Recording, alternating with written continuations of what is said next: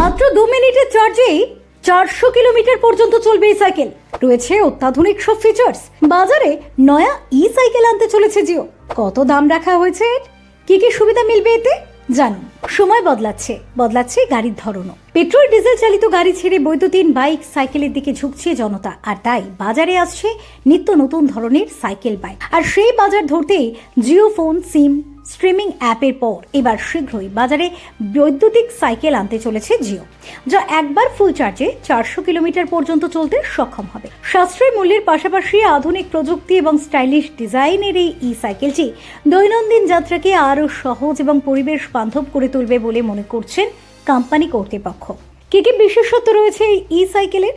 জিওর নতুন ইলেকট্রিক সাইকেলটি শুধু সাশ্রয়ী মূল্যের জন্যই নয়, বরং স্টাইলিশ লুক এবং আধুনিক ডিজাইনের জন্য বিশেষভাবে নজর কাড়বে।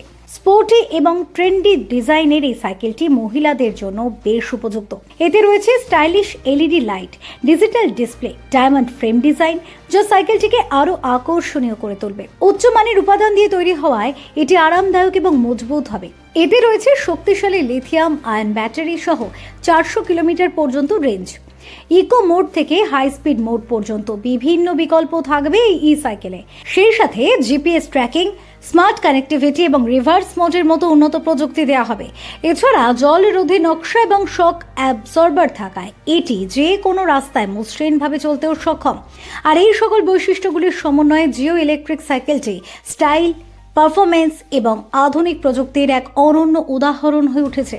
এবার বলি, জিওর এই ইলেকট্রিক সাইকেলের দাম কত রাখতে চলেছে সংস্থা। জানা গিয়েছে এর সম্ভাব্য মূল্য 25,000 থেকে 35,000-এর মধ্যে হতে পারে, যা একে বাজারের অন্যতম সাশ্রয়ী মূল্যের ই সাইকেল হিসেবে স্থান দিয়েছে। রিপোর্ট অনুসারে জিও এই ইলেকট্রিক সাইকেলটি 2025 সালের প্রথম দিকেই বাজারে লঞ্চ হতে পারে। এই লঞ্চ অফারের অধীনে প্রাথমিক ক্রেতারা বিশেষ ছাড় এবং অতিরিক্ত ওয়ারেন্টি পেতে পারেন।